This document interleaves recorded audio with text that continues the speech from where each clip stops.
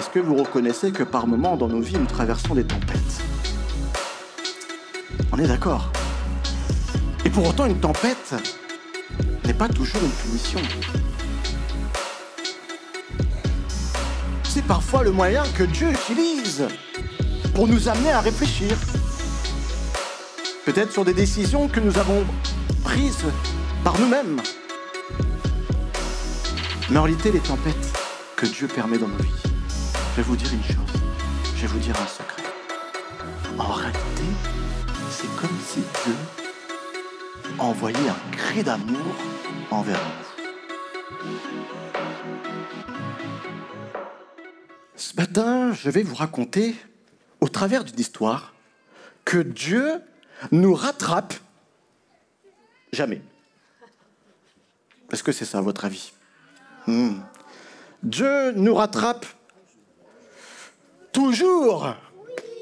Dieu nous rattrape toujours. Il était une fois un homme appelé Jonas. Et cet homme, c'était un prophète. C'était un homme qui était appelé par Dieu. Et un jour, vous savez ce qu'il a fait, Jonas? À Dieu, il n'a pas dit oui. Il a dit non. Quand Dieu lui dit, lève-toi, pars pour la grande ville de Ninive et annonce-leur que leurs mauvaises actions vraiment me blessent, me dérangent, que je ne peux plus les supporter. Au lieu que Jonas partit à Ninive pour aller voir ses habitants méchants et cruels, Jonas a dit à Dieu, non, je ne veux pas y aller.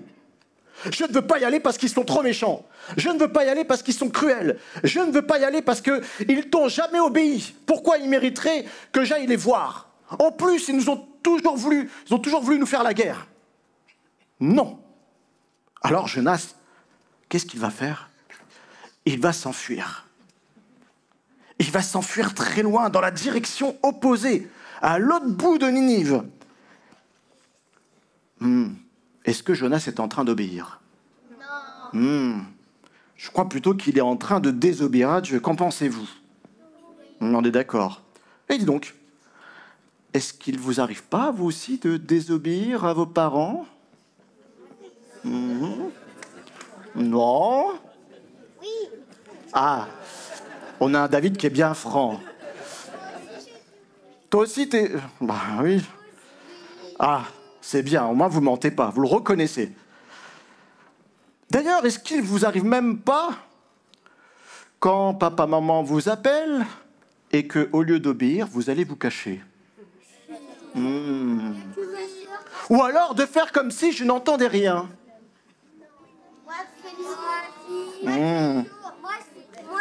Ah, tu te racontez pas toute votre vie à tout le monde, là. Non, non.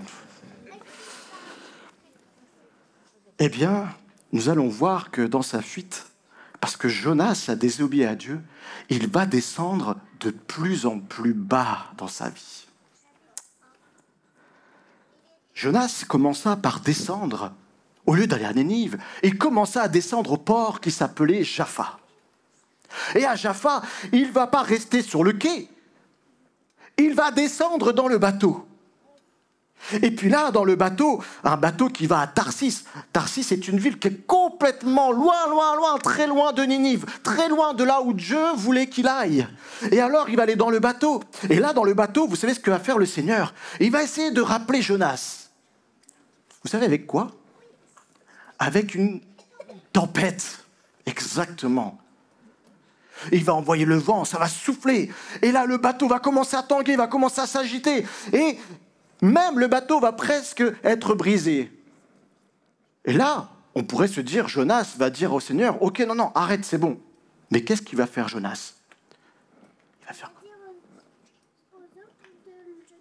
Ah, pas tout de suite. Pas tout de suite. Il y a une petite étape qui est importante et que je voudrais souligner dans cette histoire. C'est que Jonas, au lieu de réagir à la tempête, il partit au fond du bateau, comme s'il voulait se cacher. Et là, le bateau continue à tanguer. Et lui, il descend encore dans un sommeil profond. Comme si il voulait se cacher de Dieu, comme si il voulait arrêter de l'entendre. Qui a prononcé mon nom? C'est moi. Seigneur? Debout, Jonas, et pars pour Ninive, la grande ville. Prononce des menaces contre elle, car j'en ai assez de voir la méchanceté de ses habitants. Seigneur, cet endroit est le repère des ennemis qui ont attaqué et tué ton peuple. Ils méritent ta colère. Ils maudissent ton nom, Seigneur, et ne méritent pas même une seule chance d'être pardonnés. Jonas! Non, je ne peux pas. Je refuse d'aller là-bas. Ah! Jonas! Détruis la ville, Seigneur. Enterre-la. Mais je t'en supplie, laisse-moi en dehors de tout ça.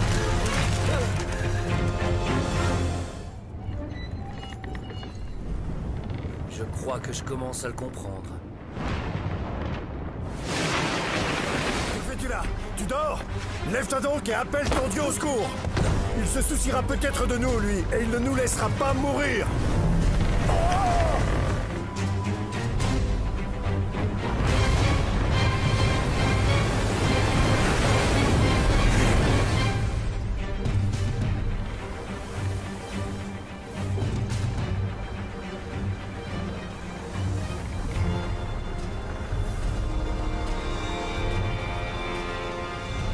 C'est lui le coupable. Qui es-tu? Qu'es-tu venu chercher? De quel pays viens-tu? Qui est ton peuple? Je suis un Hébreu, et je vénère le Seigneur, le Dieu tout-puissant qui a créé la terre et la mer. Vous voyez, tout est sa faute. Il nous a déjà dit qu'il essayait de fuir son Dieu. Pourquoi fais-tu ça? Ils ont mérité le même sort.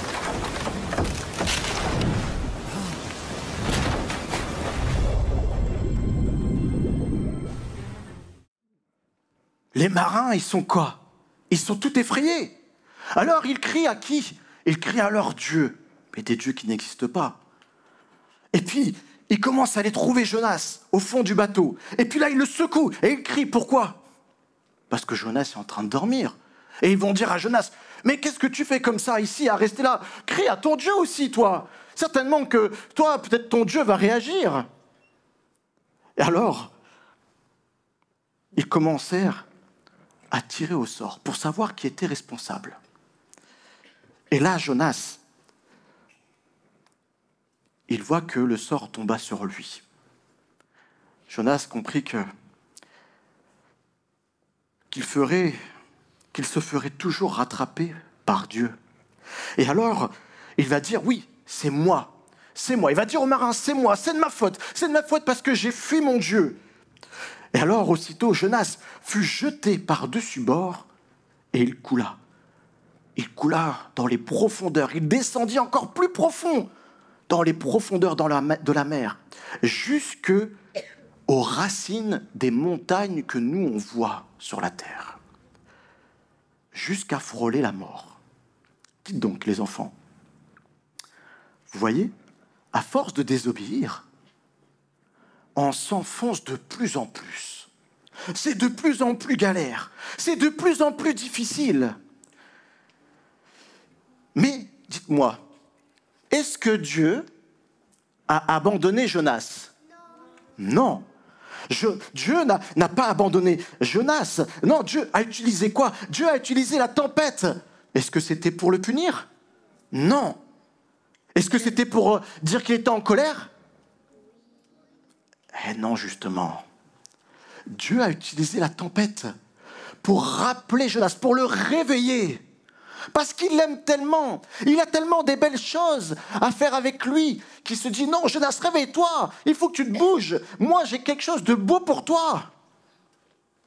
Il faut que tu sortes de ton sommeil. Et savez-vous que même vos parents peuvent traverser des tempêtes. Est-ce que vous le savez, ça? Vous ne le savez pas. Et vous, les parents? Est-ce que vous reconnaissez que par moments, dans nos vies, nous traversons des tempêtes? On est d'accord. Et pour autant, une tempête n'est pas toujours une punition. C'est parfois le moyen que Dieu utilise pour nous amener à réfléchir. Peut-être sur des décisions que nous avons prises par nous-mêmes. Mais en réalité, les tempêtes que Dieu permet dans nos vies, je vais vous dire une chose, je vais vous dire un secret. En réalité, c'est comme si Dieu envoyait un cri d'amour envers nous. Dieu, au travers des tempêtes, vient comme nous réveiller par amour pour nous sortir de notre sommeil spirituel. Au travers de la tempête, Dieu est là pour nous rappeler son appel, les projets qu'il a formés sur nous. Pourquoi ? Parce que Dieu connaît les projets qu'il a formés sur nos vies, sur chacun de nous. La Bible dit qu'il s'agit non pas de projets de malheur, mais de projets de paix et de bonheur. Et là, ce qui est intéressant dans le verset, c'est qu'il dit « afin de nous donner un avenir et de l'espérance ». Dieu nous aime tellement que lorsqu'il voit que nous fuyons de plus en plus de lui et que nous éloignons des projets qui nous amènent à avoir de l'avenir et de l'espérance, et il amène sur nous, il permet d'amener sur nous comme des tempêtes pour nous faire réagir, nous réveiller de notre sommeil spirituel. Combien de fois nous pouvons être là et essayer de nous cacher dans des profondeurs et à nous enfoncer tellement nous sommes orgueilleux, tellement nous voulons nous écarter de la voie de Dieu qui bientôt même nous embarrasse. Mais Dieu nous rattrape toujours. Parce qu'il nous aime et qu'il désire que nous puissions vivre les projets qu'il a formés sur nous. Vous savez, Jonas va dire aux marins que c'est moi qui attire sur vous cette grande tempête. C'est à cause de moi, c'est à cause de ma désobéissance. Et au moment même que Jonas va reconnaître et qu'il va confesser que tout ça c'est de sa faute et que lorsqu'il est plongé dans la mer, il va crier à Dieu. Alors, que va faire le Seigneur, Ève? Il va envoyer un gros poisson. Tu as déclenché cette tempête sur lui pour des raisons qui ne nous regardent pas. Je te...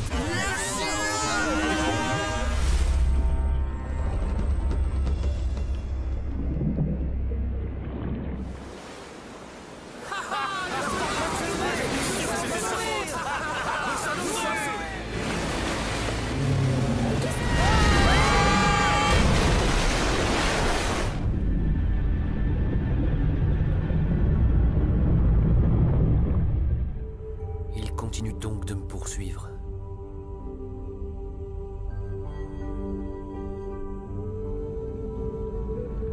Quand j'étais dans la détresse, j'ai crié vers toi. Tu faisais déferler sur moi vagues après vagues. Mais toi, Seigneur, mon Dieu, tu m'as fait remonter vivant un temple.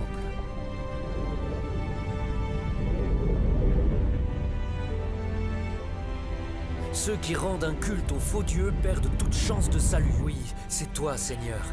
C'est toi qui me sauves.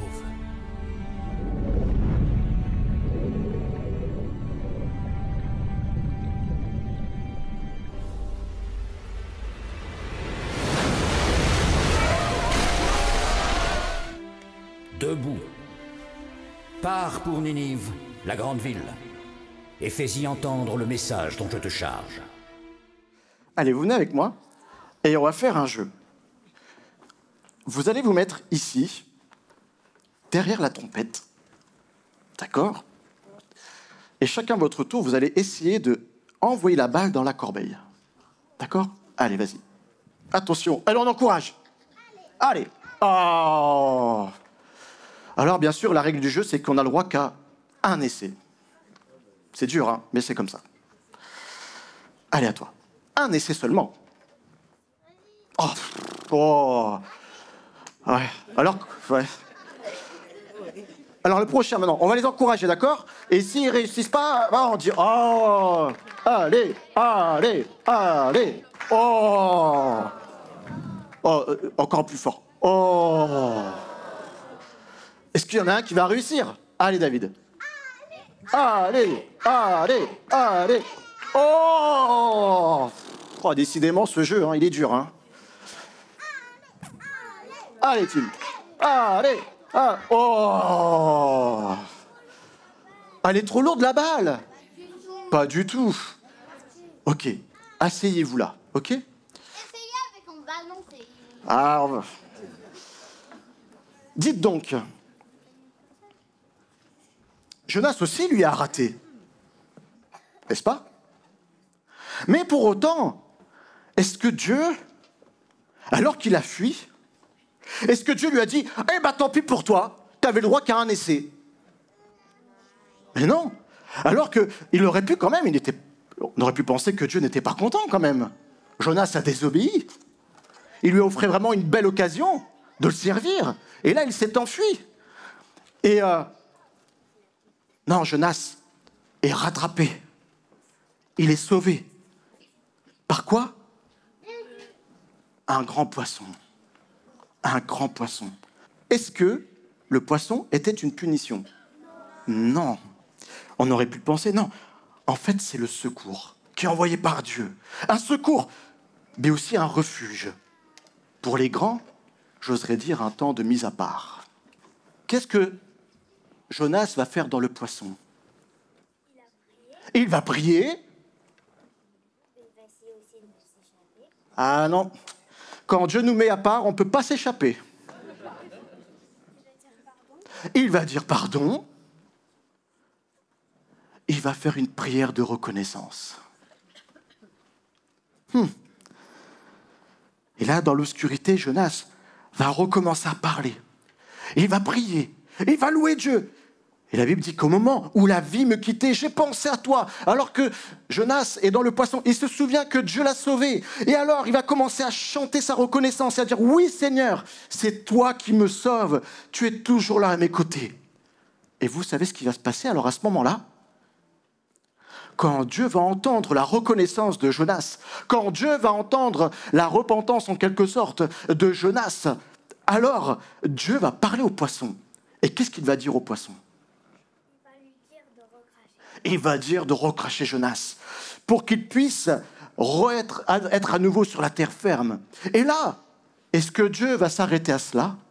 Est-ce que Dieu va dire, bon bah ok, maintenant je t'ai remis sur la terre et tu recommences pas, hein?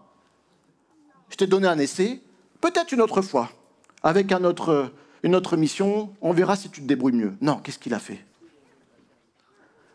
Il va lui donner un second essai.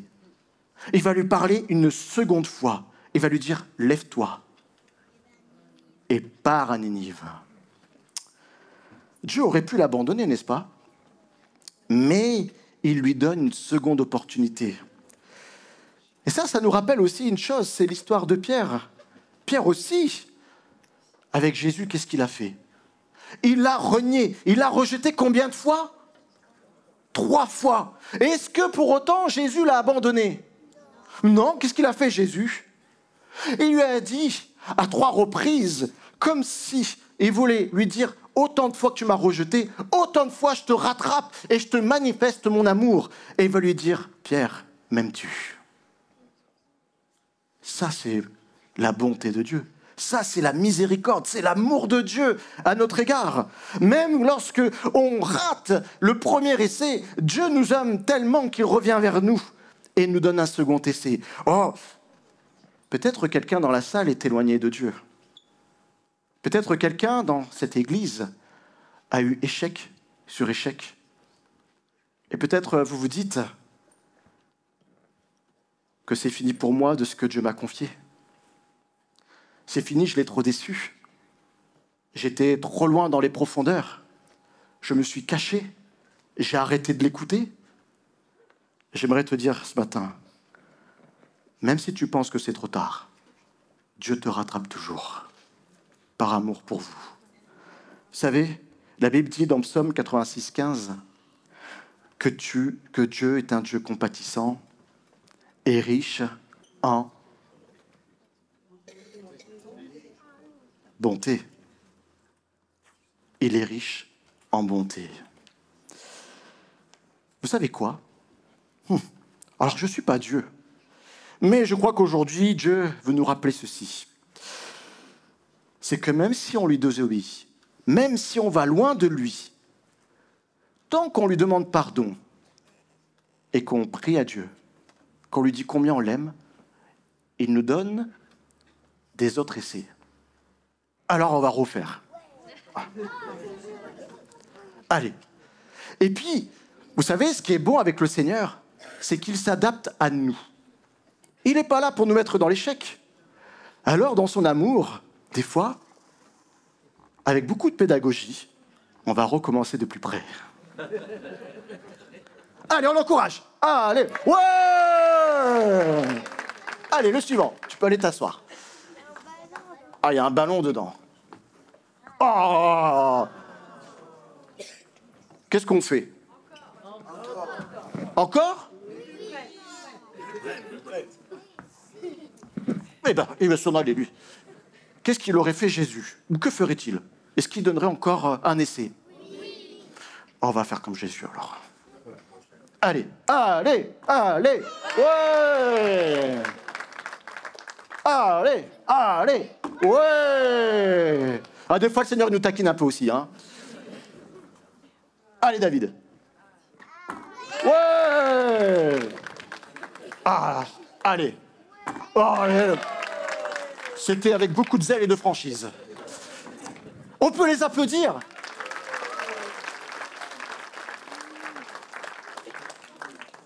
Les enfants, je vais faire le dernier chapitre de l'histoire. Est-ce que vous êtes prêts à écouter la fin? Oui. Ok. Et vous, les grands, est-ce que vous êtes prêts à écouter la fin? Oui. Ah, j'ai pas dit les enfants, j'ai dit les grands. Vous avez entendu les grands, là? Oui. On ne doit pas avoir la même oreille.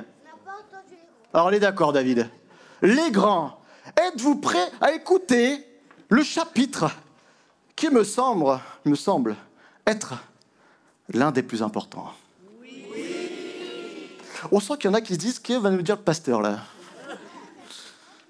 Ok. Est-ce que vous êtes prêts à m'encourager pour que je puisse vous délivrer?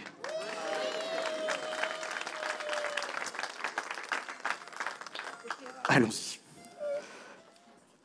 À nous qui avons reçu l'amour de Dieu, nous qui avons reçu la compassion, la miséricorde, la bonté, permettez-moi de vous poser cette question aujourd'hui. Qu'en faisons-nous? Que faisons-nous de l'amour de Dieu que nous avons reçu? Que faisons-nous de la grâce? Que faisons-nous des fois où sans cesse il nous a donné un deuxième, un troisième, un quatrième essai? Vous savez, recevoir l'amour de Dieu, c'est une chose. C'est bon de recevoir l'amour de Dieu, n'est-ce pas les enfants?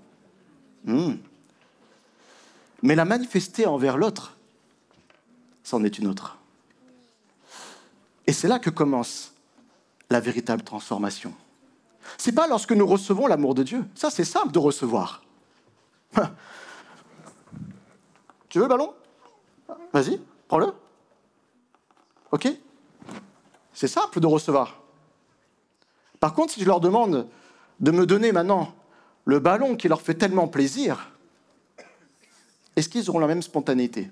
Est-ce que tu es prêt à me le donner, même si je ne te le rends pas? Ah. C'était quand même... Tu me le donnes? Ah, on peut l'applaudir. Vous savez, c'est exactement ce que Jonas va devoir accepter. De manifester la compassion que Dieu vient d'éprouver à son égard. Jonas arrive à Ninive. Ça y est, il est enfin en route vers là où Dieu l'a appelé. Le problème, c'est que, vous savez quoi? Ah, il n'a toujours pas envie d'y aller. Est-ce que Jonas a la joie lorsqu'il va à Ninive? Non, il n'a pas la joie. Est-ce qu'il a l'amour pour les habitants de Ninive? Est-ce que c'est bien? C'est pas normal quand même. Mais quand même, il va marcher un jour entier. Il va commencer à crier, oui, encore 40 jours et Ninive est renversée. Waouh, ça c'est un message d'amour, hein. Sacré message d'amour. Ouais, vas-y, frappe-le! Peuple de Ninive, le Seigneur, mon Dieu, m'a envoyé vous annoncer son jugement à l'encontre de votre ville, car il a vu votre méchanceté. Dans 40 jours, Ninive sera détruite. Comment ça détruit? Et vous savez ce qui se passe? On aurait pu croire que, comme Jonas, ces méchants ne changent jamais. Ces cruels, ces habitants de Ninive ne changent jamais. Mais l'amour de Dieu est tellement grand qu'il a su toucher leur cœur. Et alors, par à la grande surprise de Jonas, tous commencent à écouter le Seigneur. Tous ceux qui habitent à Ninive commencent à changer d'attitude et à décider d'arrêter d'être méchants, d'arrêter d'être cruels.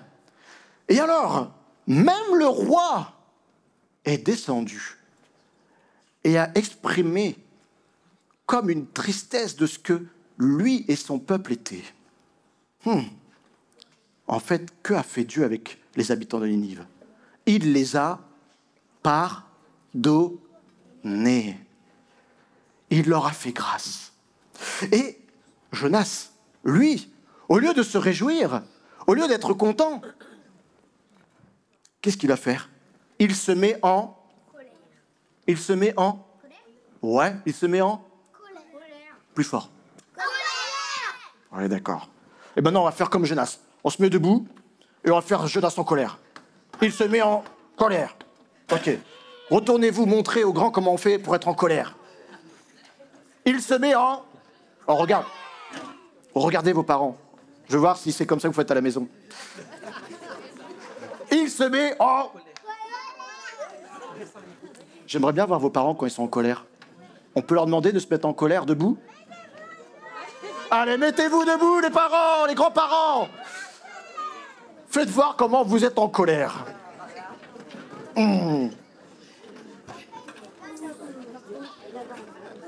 On va essayer.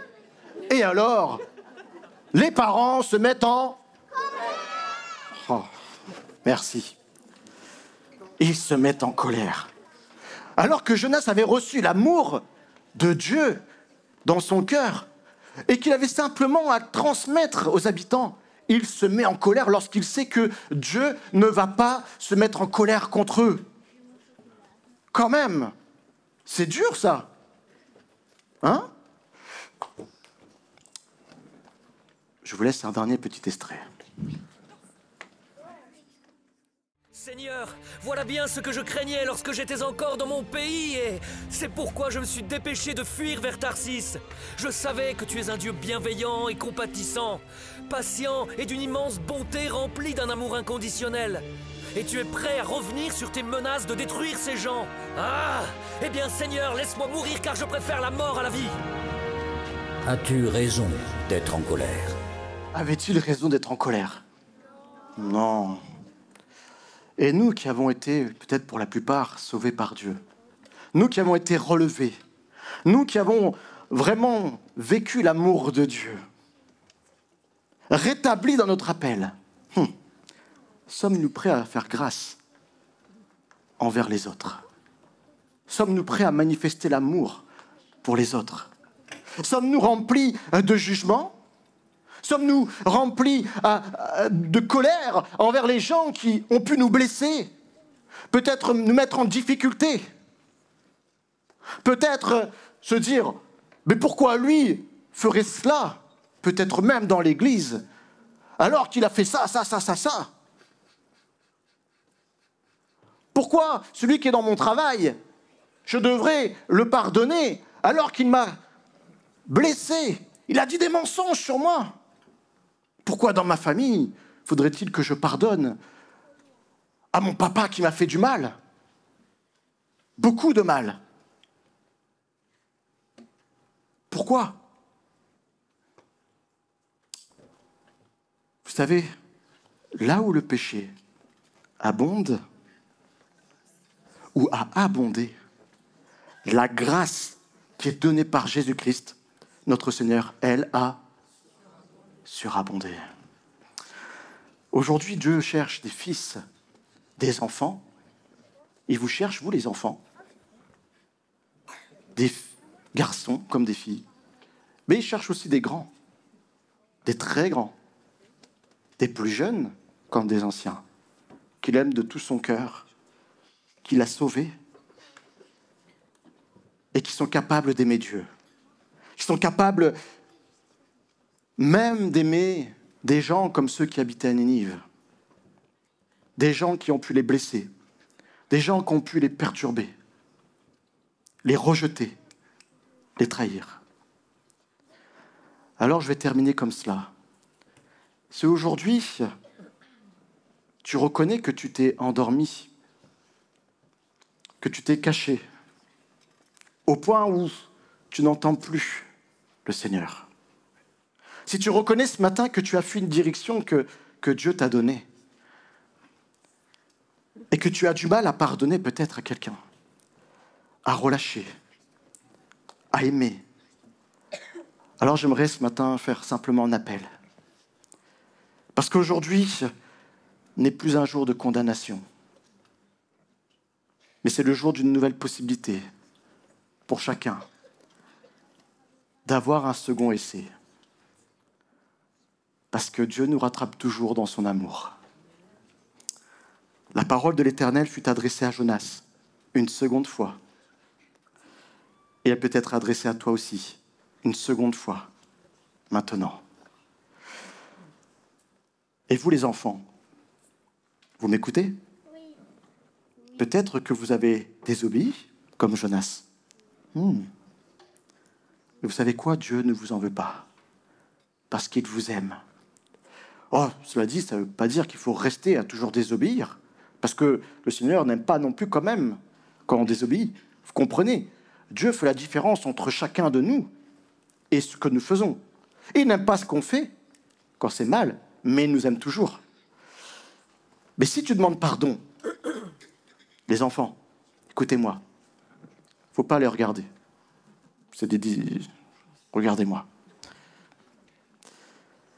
Si nous demandons pardon pour ce que nous avons fait, que va faire le Seigneur? Et il va nous pardonner. Amen. Amen. Vous voulez bien vous lever?